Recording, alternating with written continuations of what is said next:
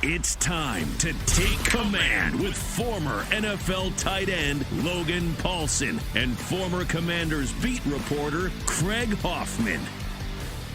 What's up? What's happening? Welcome in to the Take Command podcast. I'm Craig Hoffman. That's Logan Paulsen. And if you're watching on the old YouTubes, you see another face in the middle. Ladies and gentlemen, that is John Keim from ESPN. What's up, Cakes? What up? How are you guys?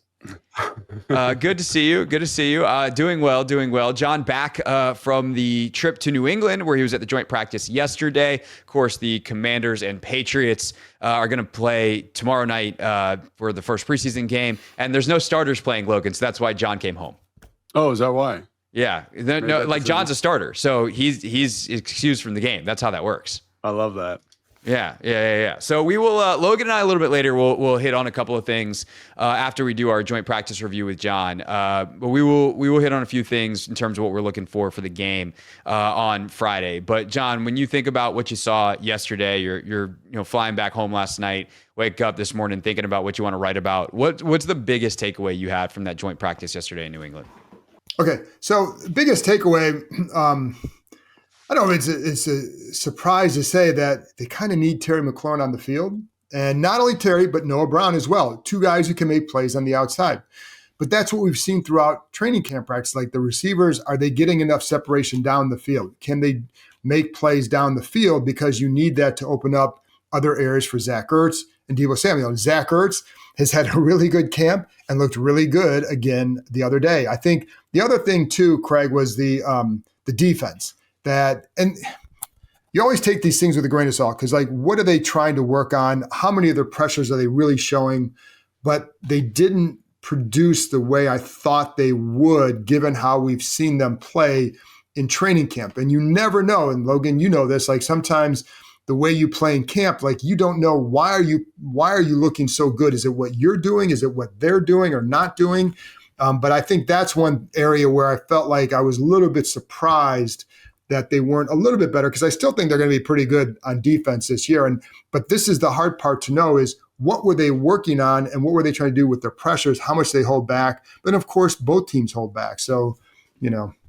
Do you think the stuff with the defense was more matchup related? Obviously they've got different kind of caliber receiver over there. Like how did the kind of one-on-one man-to-man matchups go? Because again, the defense has been stellar so far in training. Right. And then I think that's part of it too. Like, for example, I felt like Trey Amos was still really good. Now there was one time where guy gets open in the back of the end zone, May misses him, but it was really more of a extended play, right? So he just lost sight of his guy. Little takes it to the middle, cuts back outside. But he matched up a couple times against Stephon Diggs, and I really liked what I saw. Like there was one time they're trying to throw a fade to him in the end zone. The thing I love about Amos is how patient he is, the patient feet. He does not open up before you make your move, right? But it's also the two-hand jam into Diggs really disrupted the play. And May throws to him, but he's got no chance because the play was disrupted because of Amos. That's the kind of stuff I love to see out there, right? And then he also, the next play, takes him away too on a similar route. And, just a nice job. So those are the one-on-one matches you watch. Like Mikey Samerso gave up some things on some crossers. That was a little surprising, but, because he's been very sharp throughout the summer. And I thought some of the one-on-ones up front, like this is where it's hard. The hard part, as you know, is like when you're watching a game, you can go back and rewind and rewind and rewind. And sometimes you do this, coaches do this. It's hard to always know live, why did this play not work? Who did what? Like there was one time where May takes it up the middle in a red zone drill. There's a 4-man rush. Well, it looks like the tackle, Javon Kinlaw, just gets way upfield and it creates a gap in the middle, right? So there's an easy gap for him to run through. Was it something that was it supposed to be the end coming through and replacing? I don't know. Like those are the things you see, but you don't know. You know the what happened, but you don't always know the why. And but sometimes with that's where you see it in the matchup with the coverages, and then but you still see even in some of the one-on-ones, I felt like Josh Connolly was better than he had looked in training camp, and there were a couple times that Harold Landry got him inside, but overall I felt like he seemed pretty solid. Laramie Tunsil, really really good, as you would expect. So, and I think the offensive line. Wait, no kidding. Yeah, exactly. I mean, how about that? Crazy, Shocking that a 5-time Pro Bowler was pretty good. But, like people always wonder, like, why was he traded? Was he starting? No, and he's really good. And the other thing with the offensive line, and you have, Wiley's going in at left guard. Well, that's Brandon Coleman's spot. That's where he's been working at. Wiley has kind of been bouncing around from every tackle to guard spots. Then you have Allegretti at right guard. Well, eventually it's Sam Cosmi, and you have a rookie right tackle.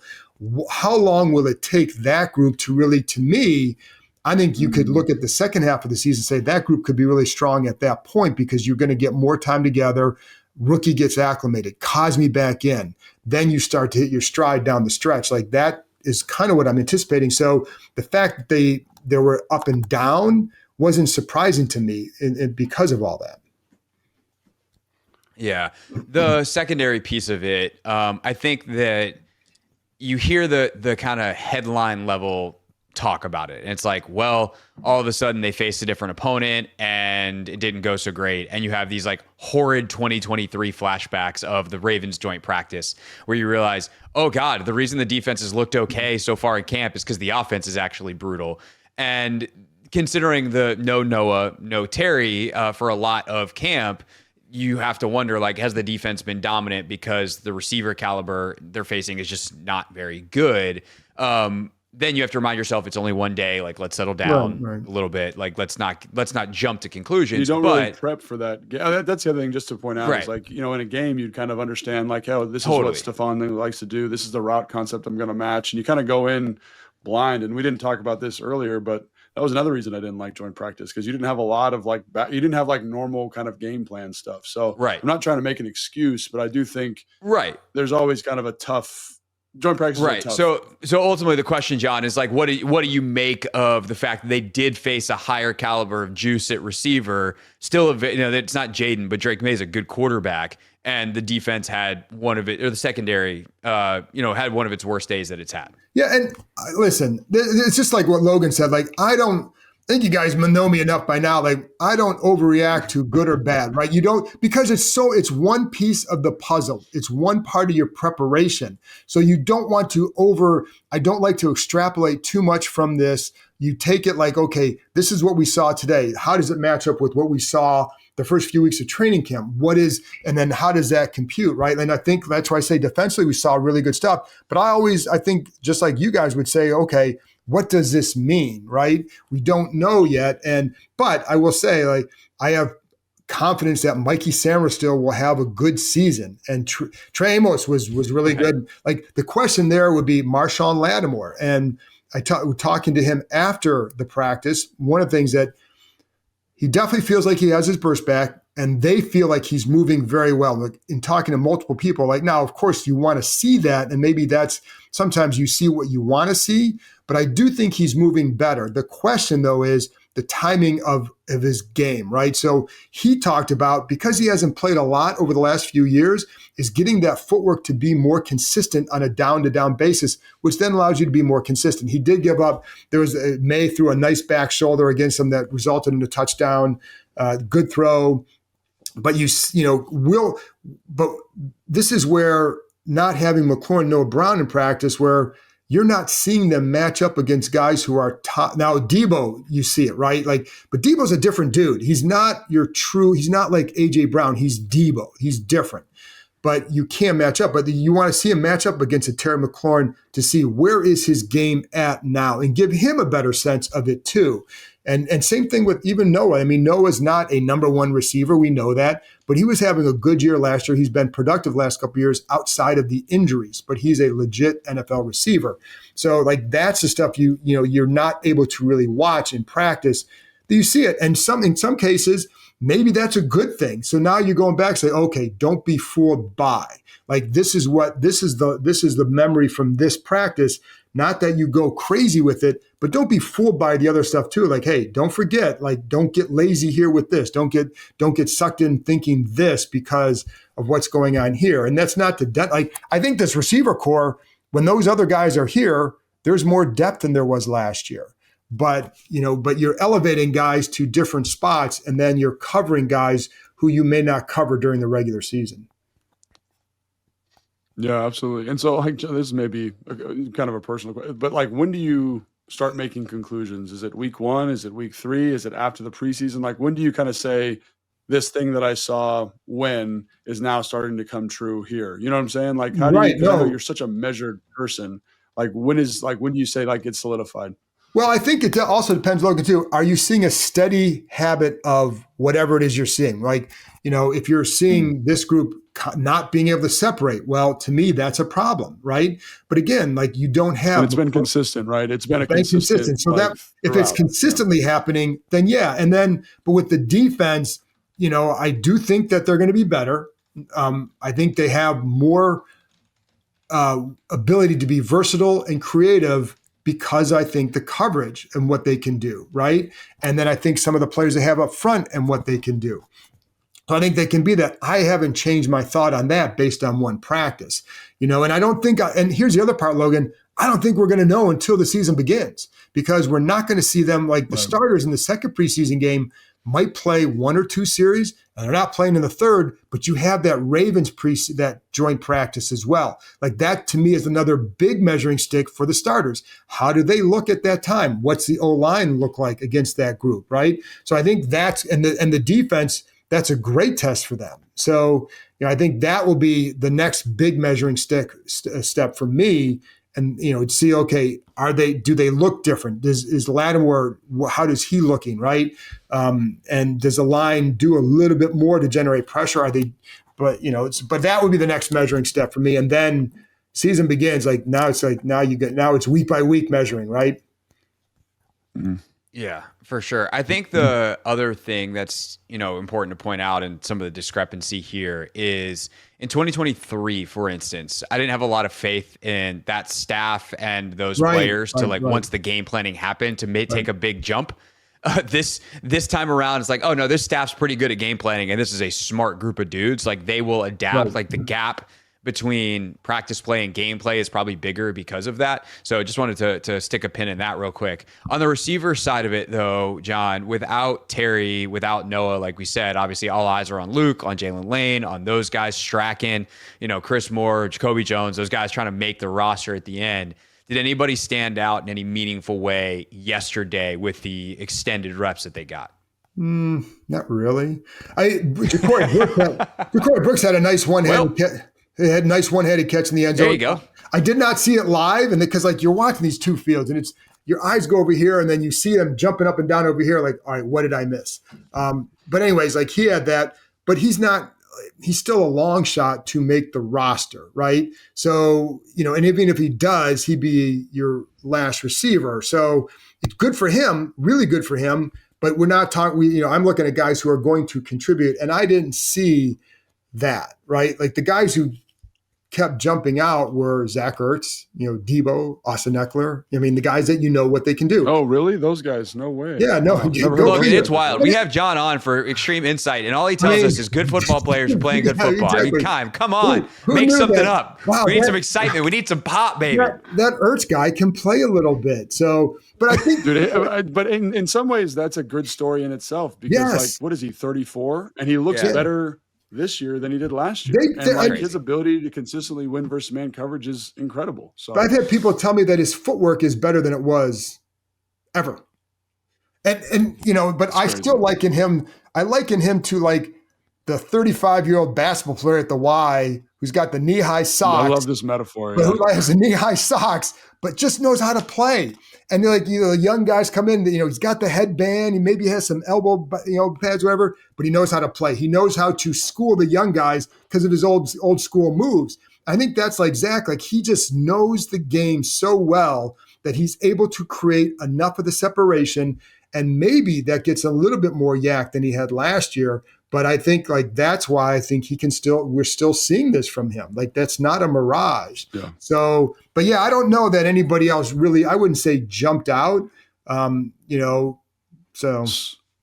So I guess my question, John, is who's the sixth receiver for you right now? Because a guy that I think is interesting is Strachan because of his movement skills, his size. He seems to make a splash play every day, but also will make a bad drop it's kind of this yin and yang. You see what he can be and you see the bad, and then you're like, but who's going to fill out that room and kind of make their claim there? Right. And I think like you saw that yesterday, he got open on a deep one and Josh Johnson just underthrew him at his feet. And he could he have made the catch? Maybe. It was like down low at his feet, and he was several yards behind the defender. Then I think he had another one that went off his hands. I just don't remember. But he did have a big play that they put up on social media. That's so he did have one big catch yesterday too. That's right. That's right. But that's right. That's every day. That's what he does. Big play. But I don't know is that enough for him to get that sixth spot? So I'm still looking at guys like, an Osborne or a Gallup because they're veterans, right? And the Chris Moore's, but Chris Moore to me, has he jumped out? I haven't seen not since that. OTAs really. No, right. And so, I think there have been some drops so I don't see that. But I still look at those veterans starting off, and then and partly too, and this is the other thing too that I like to pay attention to, the special teams units. Like I love noting who's working on these units and who's in the first group, who's in the second group, because that gives you a lot of clues as to where they might go at any position. So I don't know, Logan. I don't know that anybody separated themselves for that last spot. And that's the one, because immediately you said Gallup because of his past performance, and he's had flashes in practice for sure. But the one that sticks out, the thing about him is he doesn't do teams work. He doesn't do any teams It's exactly work. right. So how's he going to make the roster as your sixth guy if he's not playing teams? So that room for me is really interesting. I agree. I think there's some talented guys, some high upside guys, but no one's really made it happen. Right, Craig? Yeah. Well, and then the question is not just who's wide receiver 6 real quick, John, who's wide receiver 4? Yeah. We know who the options are. We know which guys are going to make the team, but they're also competing for minutes and snaps. And so that, who's going to actually meaningfully play, not who's going to be either playing only special teams or inactive every week. That's a more important question. No, for sure. Well, listen, you look at that, Jalen Lane is your punt returner. So he's going to be on the field, right? And then it's the one thing with Luke McCaffrey that I think, again, the trickle down from not having these other receivers out there is he's working a lot more on the outside. And is that really where he's going to play during the season in a game? Probably not. So, and he can go inside and outside, but has he progressed enough? You're not seeing to the level I think you would want to, given where he was drafted. And so I think there's still some work to do there to see, can he do that? And that's one of the things, again, he's a guy to watch in the preseason. Does he separate in these games? And, maybe he's even going against backups, but that's even more reason to get that separation, right? So I think that's definitely, I agree with that. But we know Jalen Lane will contribute, and they seem to be excited about him. And they're definitely the one thing they talk about, he can run the entire route tree. And that's something they didn't realize. Cliff Kingsbury didn't realize when they got him, because at Virginia Tech, it was a little bit more limiting. But there's still some times too where you're watching him, when you pay attention to the receivers practice, their portion of practice. And Logan knows I like to watch this because you're right there. And I like to videotape this stuff and then go back and watch it in slow motion. Why does this guy do this? How does this route compare to this one? And there was one route where I'm watching where guys are cutting, but they're cutting on their inside foot on this one particular route. Well, Jalen kept cutting on his outside foot, and Bobby Ingram had to kind of work with him on that. So then it's but those are not that it means that he's not doing well. It just means the details of that are what you're still kind of learning and adapting to, right? So when he gets that, what kind of threat can he be? But I also think he's got that speed. And when you watch him at Virginia Tech, the way they use him horizontally and vertically, he can be a threat in multiple ways. And so, it may be that you try to get him on the field a little bit more. And I don't know yet, but because he can pose a threat with that speed, and you want those explosive plays. But here, the last thing on that, Luke blocks pretty well. So that's another factor in this. But it's interesting when you talk about Lane, because to me, he's obviously that fourth guy right now. If you say Terry, Noah, Debo, he's made the most plays of the next group. And then it really is no one's really asserted themselves. And so that group's really interesting. It's really interesting because I think Jalen's going to make a nice impact, if nothing else, with that punt return stuff. But and again, watching him there, and you watch it and you know some of this stuff, and you watch it with B. Mitch, and you know that, okay, what he sees and what you see is like, okay, if I'm seeing this and B. Mitch is saying this, then like, okay, but just watch him, like he gets a quicker first step than other guys. He just does because he's in better position to catch the ball and push off. When I hang out at practice and watch practice with B. Mitch, I've never been around even special teams coaches who watch returners with such detail. It's awesome. Like he gets so juiced for it, right? Oh, you see his feet, you see his hands, you see how he, and you're like, oh my gosh, I didn't even, and obviously it's very technical. And when you play for 14 years and you're one of the best of all time, like you're going to notice the details. But B. Mitch, man, gets so fired up. It's awesome. That stuff. It's incredible. I love watching practices with him because but for that reason, and how, he worked with those guys in the spring for that one day, right? And I know he still talks to Jalen about this stuff, and which is, this too, like everybody always wants the former players to, they should go out there and coach. Not everybody's qualified to do that because they haven't stayed around the game, or they have, but B. Mitch is really good at the details of that position. And that's what I think will separate. But you get that quick first step, you make someone move, now you got a chance. And so I think that's why I say with the receiver, there's sometimes with those little details that you see.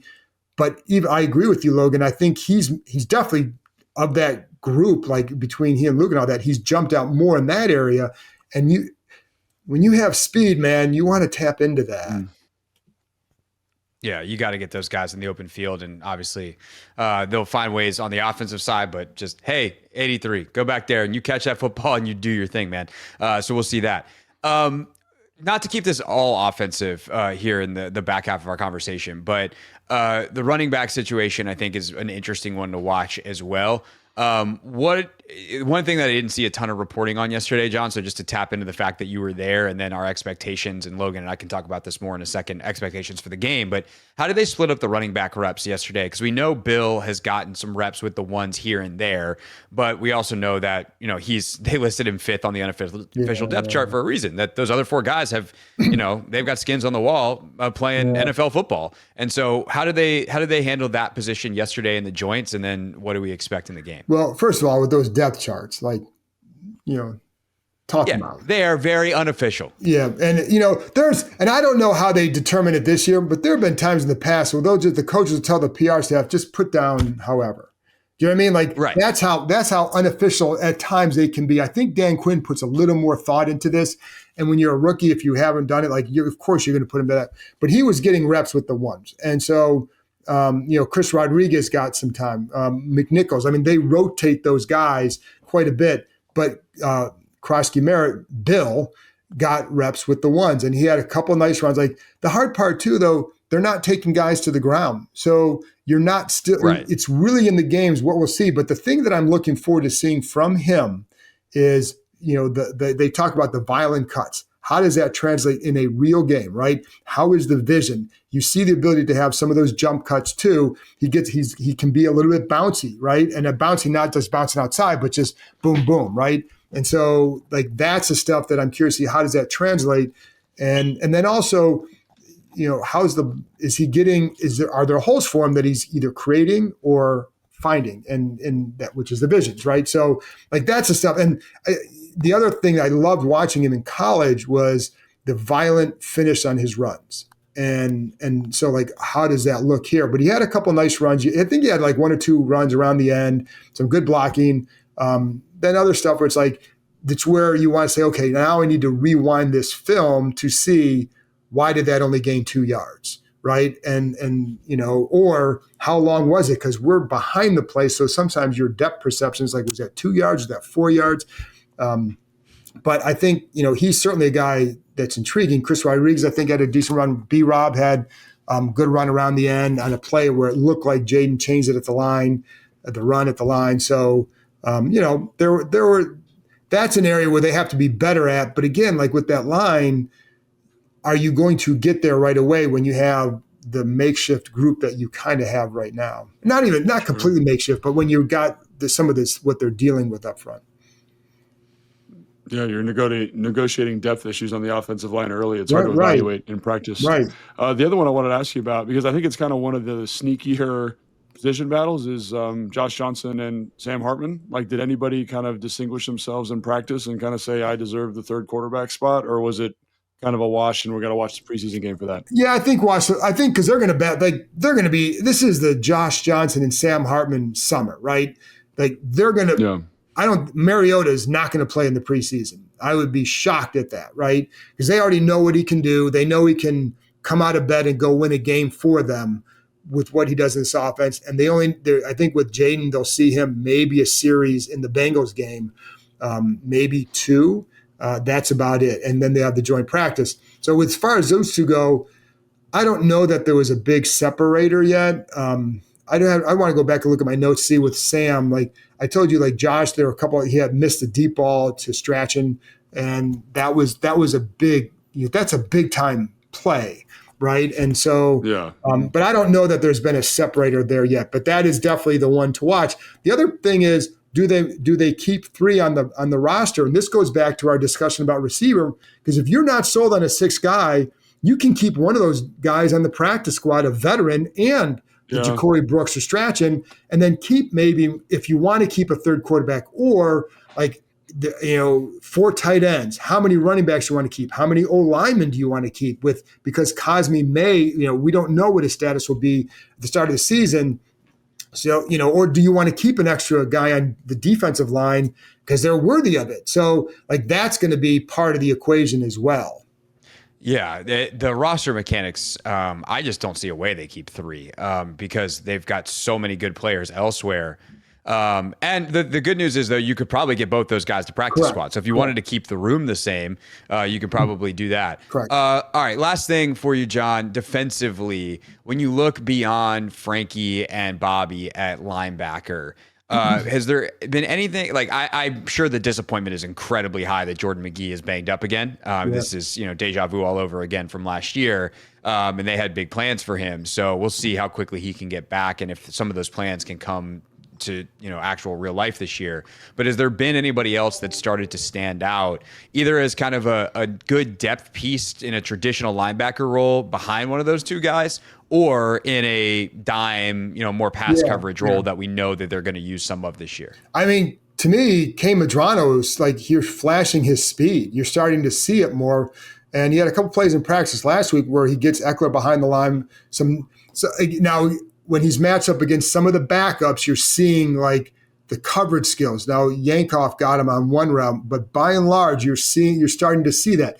Does that mean he's ready to contribute in a game yet? I don't know, but he runs well. Now, it's funny because he's either a smaller linebacker or a big safety in a linebacker's jersey, right? Because like the way he moves and all that, you could put him in there, which makes him a good fit at that Buffalo nickel, big nickel spot if they want to use him in that role. But he's the one that has, of the backups, that you're starting to feel. Like you always talk about feeling a guy's on the field. Like, and I don't know, Logan, if you have felt that as well, but it seems like he's starting to play faster for sure. He's a guy, man, that I feel like every day we've watched, he's made some type of splash play. And now, like, practice is Keim Medrano's wheelhouse. And what I mean by that is, like, there's no tackling, right? So, like, when it's time to go tackle, and, like, because he looks great. Like, in 7-on-7 looks great. Like, Yankoff had a choice route the other day that I don't know how he covered it, but he made a play on the football, did a great job on a seam. Like, he makes plays in coverage. He can run to the football well.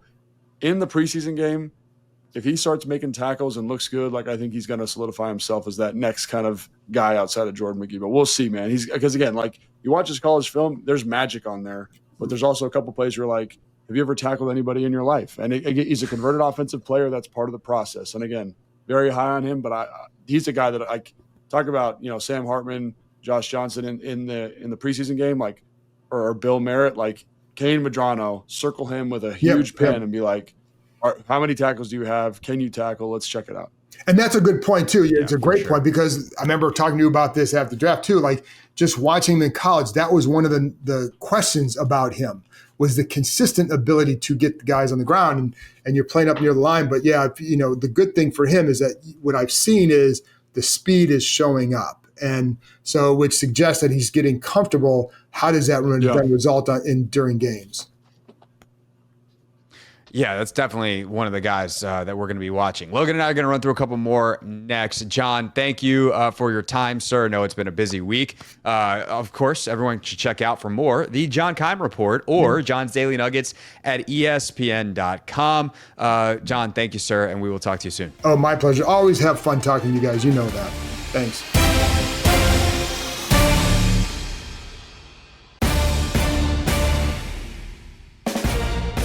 Thanks again to John Keim for joining us again. For more from John, check out ESPN.com and, of course, the fantastic podcast, the John Keim Report. Now, Logan, we look ahead to the game tomorrow night in New England. You and John trading places, by the way. You leave. He's coming. He's already back from New England. So let's just go through position by position and look at one storyline, one battle, one player we're looking to watch. Quick and dirty game preview here on Take Command. Quarterback position, as John said, and as Dan Quinn at this point has told the world, like, it's the Sam Hartman and Josh Johnson show.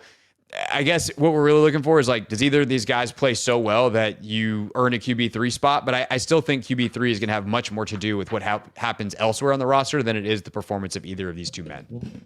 Yeah, and I mean, I think if one of them absolutely plays out of their mind and looks like a guy, like a dude in preseason, maybe you keep 3 because you have to. You don't want him out of the organization or whatever. But yeah, man, I think it's just who plays well, and that's going to be easy. Everyone knows how to watch quarterback play. It'll be interesting to see how they allocate reps, who goes with kind of the quote unquote first group, who goes with the second group.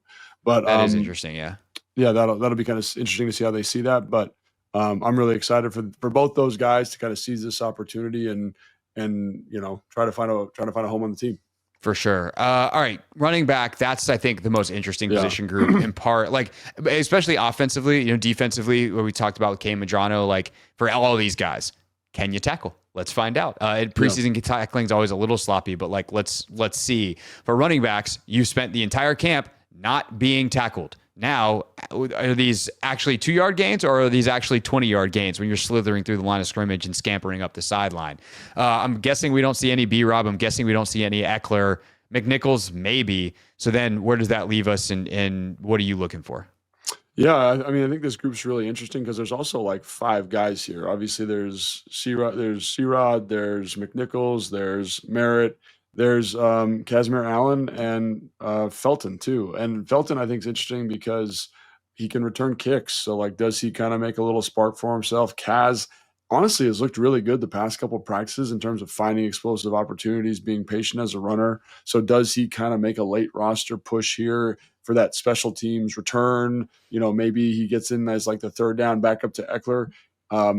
If he's explosive, what is this, the third year in a row he's been on the team, and every year it's kind of been like, can he figure it out? So I think that's compelling. I think C-Rod looks in amazing shape. He looks like very powerful, very strong, very quick. I expect him to have a great preseason, but I kind of thought the same thing last year, so we'll see if that holds true. And like you said, is Merritt the dude? I think we know what McNichols is, but Merritt has kind of this reputation so far, budding amongst at least the people on the beat. He's going to be the guy. So let's see it. And I think that's going to be why this group's so fun, because I think it's funny, all 5 of those guys have a shot at the roster in different capacities, which is kind of, you can't say that about every group. For sure. I think the other thing that's so big for Bill is he played 1 game last year. Like, this is the first chance for him to play football in a long, long time because of the eligibility issue last year at Arizona. And again, it wasn't like he was hurt. So there's a lot of guys that, they get hurt earlier in their final college season. Then you haven't played in a while. For him, it's just like, you're just sitting there in practice and doing whatever you can do to help the team, waiting your time for the NFL. And so for him, he's probably going to be pretty juiced up to get out there in pads and get to do his thing. All right, wide receivers. Obviously, this might be the group we need to spend the most time on because, like we talked about with John, there's a lot of question marks here. Terry and Noah probably wouldn't play anyway. Debo's obviously not going to play, or I would think is not going to play. Other than that, man, free for all. Let's go. Giddy up. Somebody make a play or 8. I think that's the thing, right? Who makes the play, right? You got these 2 backup quarterbacks that are going to be playing a lot of minutes. We'll see what the offensive line situation looks like, but Luke McCaffrey, can you separate and kind of look like a 3rd-round pick? Like John talks about him as a pro and as a player, and he does everything the right way. He plays teams, he blocks, he's fastidious, he's there early. Can you actualize this? We've talked about his development from a quarterback to a receiver, how it's still a pretty short cycle so far, but can we make some plays? Like KJ Osborne, can you assert yourself? Jacoby Jones, I think, is interesting too. Everyone talks about the other, what's his name? Ja'Cory Brooks, Ja'Cory the Brooks, UDFA, right? but Jacoby Jones, veteran. Well, he's a UFA also. Sorry, yeah. Sorry, right? got him and Chris Moore backwards. Yeah. Yeah, and so can we find a way to make some plays and kind of assert yourself? Because Jacoby Jones has flashed a little bit in practice, right? We talked about Mike Strachan with John. Like, there's talent here. You just need someone, any of these guys. We could list all of them out. They all have the same critique. Can you just take a step and say, I'm the guy? Whether it's on teams, whether it's on offense, I need to see something. Like, think about a couple of great examples, like Bryson Tremaine, right? Bryson Tremaine a couple of years ago for this team, he came out, he did exactly what he was supposed to do. He was targeted 4 times, had 4 catches, made a tackle on teams, and you're like, that dude's in the organization now. This is the opportunity to do something like that. Even if you're not going to make the 53, even if you're not the 6th receiver, like, let's put a stamp on it. So every time you see a catch by a receiver in this game, it's significant in terms of them making the roster. So something to be dialed in on. The other thing to watch is, are any of these guys impactful on special teams, and who's playing with what special teams units? Which it sometimes is going to be hard, because if they just, I guess now with the kick returns being what they were changed to last year, you're going to see more returns. Although I wonder in the preseason if they're just like, let's not have giant collisions. Let's just boot the ball through the end zone. I could also see special teams coaches being like, no, we want to evaluate. Please make these kicks returnable. So that's like a fun little thing to keep an eye on. But then, like, who's running down? Who's making tackles? Who is out there, period? Like, it's going to be a quick, that we kind of infamously don't watch the tape of special teams. It's like, oh, next, when we do our tape reviews. But this time it's like, okay, let me just go into the all 22 and see who's out there, because that could tell us some pecking order stuff that is a tell of who is where on the depth chart moving forward. All right, when we go to the tight end room, obviously I think a lot of people want to see Ben Sinnott. Like, can you go out there and make plays? Ertz not going to play, but Cole Turner had a nice spring. We know Cager is hurt now, or sorry, Cager's still there, but what's his name? Tyree Jackson got hurt. It really does feel like the most significant question at tight end is like, how good is Ben Sinnott at this point? I would totally agree, and that's kind of the thing I'm watching for. Is like, Colston has progressed. He looks good. Cole Turner has progressed in the run game, man. He's got a little snap. Like, there's been a progression for those two guys, and Ben looks better, but I want to see him in the game, lights on. Like, what's your process like? This should be an opportunity for you, with all of your athletic pedigree, with how you catch the football, with how physical you are, to look awesome, because there's not going to be a ton of game plan in. So play fast, play confident, and in this landscape of their limited playmakers at wide receiver at the moment, like, I should be able to assert myself and make some plays on the football here. So I think that's exactly right. I think we know exactly. I think we see an upward trajectory for Colson Yankoff. I think Cole Turner to a certain extent, and really it's like, is Ben following that similar trajectory? Because he doesn't get a lot of touches in practice. He does good things. I'm not saying that he's having a bad camp or anything, but can he assert that he is ready for more responsibility in the offense? That would be enormous for this offense, considering the caliber of athlete he is. All right, offensive line is tough because it's so scrambled. Obviously, if Connerly plays, that's a big data point. Would like to see that from the rookie, but if he is now in starting territory already with what he's done in the last few practices, and specifically the joint, where he most people said he had a pretty good day yesterday, maybe he doesn't wind up playing. So Chris Paul, I think, is definitely a name to watch. Who else are you keeping an eye on in this game? Chris Paul, and then Foster Sorrell is another guy that I'm kind of keeping an eye on, because I think I like the stuff that he did when he was playing for the Chargers. He's a big dude, play tackle, guard. Like, where's he playing? And then obviously, the number 73, Trent Scott, like, where that all ends up shaking out between those. Because I think those are the guys that are kind of making that push for that 8th or 9th spot. And so whoever has a good game, like we saw this last year, right? Remember, Trent Scott came out and had a really good couple of games. Dude, he was so good at guard. Like, that was the thing. It's like, oh God, we have to emergency play him at guard. And like, turns out he should probably be playing guard.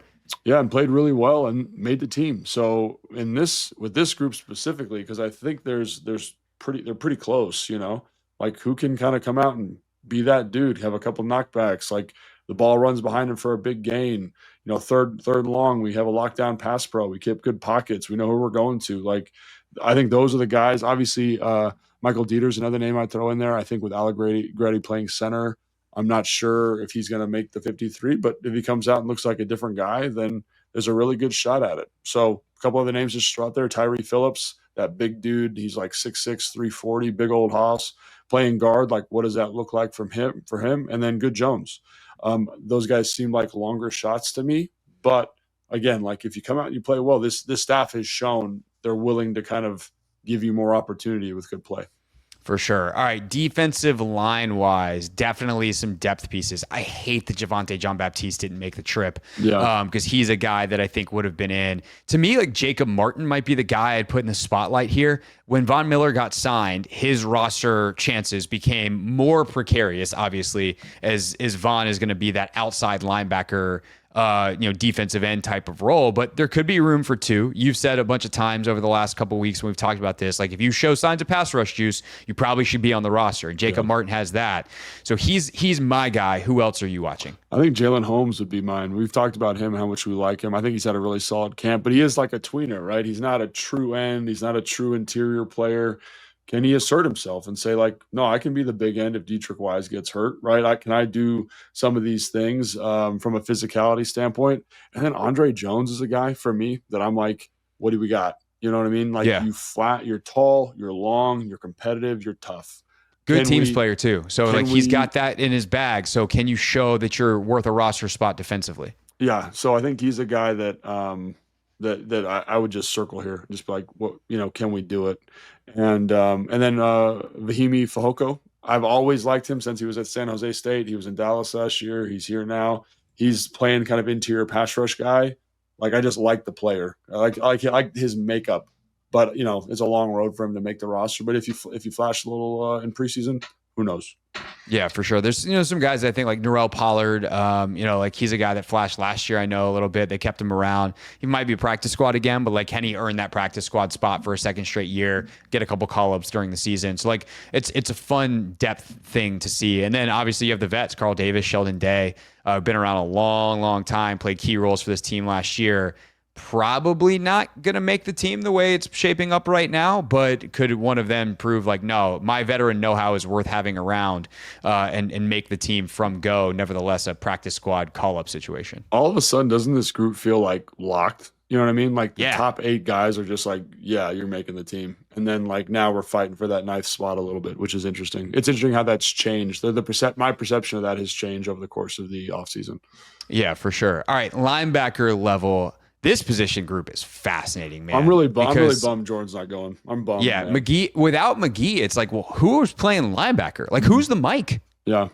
To start the game. I mean, Dominique Hampton's been doing that in practice, so I don't know if you go Dominique Hampton, Kay Medrano, or if like Nick Bellore has a sneaky little linebacker. He doesn't do that a lot. So like, no, he's like 30. Like I think he's older than me. Yeah, I'm 35. He's a maniac on teams, man. Yeah. I don't even know. Like to me, he's like your best special teams guy, maybe outside of Revo, even including. He's awesome at teams. I like the way that Standig put it in his roster breakdown. Like when he was doing a 53 projection, he didn't even put him at linebacker. He put 4 specialists on the team. Yeah, he's like, I have the long snapper, the kicker, the punter, and Nick Bellore. Yep, I think that's a perfect way to characterize him. But then you get into like the second group of linebackers and who's going to be the practice squad guy, I think. And that's really interesting. It's like Kehoe from UCLA, who was the 5-star recruit to Alabama, then transferred to UCLA. He's got this great background, and he's popped a little bit from a movement standpoint in practice. Obviously, he's working with the 3s. What does he do with a larger role? Can he rush the passer? Those types of things. And then Cameron Arnold is like the most linebackery body you've ever seen in your life. Like, can he cover?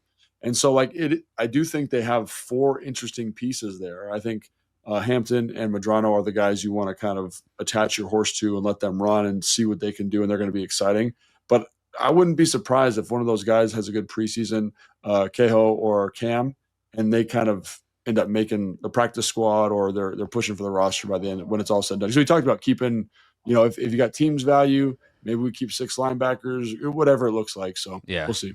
I feel like Hampton and Medrano are going to play like at least a half, if not 3/4. Probably 3/4. Yeah. Yeah. So you're going to get plenty of opportunities to see how they can ball. All right. Secondary. I would get like I would think at this point, like Amos probably isn't even playing. No way. Lattimore, Sainer still, those guys are going to be out. So you're looking at your Noah Igbinoghene, you're looking at the guys down. A guy like Carlin Vigors has flashed repeatedly. Dude. Can he make a play? And then obviously you're looking at some of the young safeties and kind of what they can do.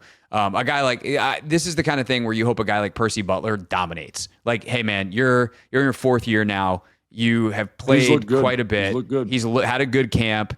You're a 4A player at least, right? Yeah. It's we've talked about this with you over the years. Like you loved that 4th preseason game back in the day Kill it. because you were the best player on the field, because you were a real NFL player playing against guys who were not quite real NFL players. Yeah. I want Percy Butler to Logan Paulsen this thing up. That's what I want out of Percy in whatever time he gets at safety coming up tomorrow. Yeah, absolutely. And honestly, like I'm looking at the depth chart, like really sneaky deep group. Percy, Revo, they're probably going to start, right? Maybe Tyler Owens, awesome. And then like Ben Nichols has had a pretty good camp, turned the ball over a little bit. And then we've talked about Robert McDaniel as a guy from a body type standpoint that definitely fits the bill. So I'm excited to see all those guys, really, quite honestly. And I think they're all going to, I mean, definitely the top 3 guys, Percy, Revo, Owens, I think are all going to play good ball. So to me, the interesting spot is like, Bobby Price, Kevin Seymour, more on teams. If one of those guys can really show out as like a gunner or something. Yeah, like Seymour's got a great reputation and history of doing that. So dude, he's definitely he did something in practice the other day, and I was like, who the hell is that? He's just a big, fast DB. Yeah. And so those guys, traditionally, you put them at gunner, you say, go be big and fast, and they make teams. So that's one where it's kind of sneaky. I'm glad you brought up Carlin Vigors, because I think he's had an excellent camp so far. But how does he look when the lights are on Friday night? We'll find out. You'll be there. You doing the radio this time around? Radio. Yep. All right. Radio. So if you want to listen to Logan, you can do that wherever the Commanders broadcast is. And then we'll recap it probably on Monday, unless something really bizarre happens. I don't think feel a strong need. Maybe we'll do something this weekend if we're bored. I don't think we need to do an instant reaction show for preseason game 1. If John Keim's not playing, we're not doing a show. That's I think how that goes. It's going to be like 1 a.m. show. We don't need all that. Yeah. So when Logan is back and rested, we'll do a show. So that's why you subscribe, because it might hit your feeds on Sunday. We might just decide Sunday morning, let's knock it out and do it. Or we'll see you on Monday. So for Logan Paulsen, I am Craig Hoffman. I'll be, of course, previewing this more on the radio show, 4 to 7, the Hoffman Show, recapping it next week, the whole deal. And then the Commanders are back at practice next week. They actually are switching to a regular season schedule. So they're starting to shift their mindset, and then we'll see if there's any other news with Terry or any of the other stuff that's going on as well. We'll keep an eye on that. All right, that's it. That's all. Thanks again to John Keim for joining us. For Logan, I'm Craig, and we will see you next time on Tape.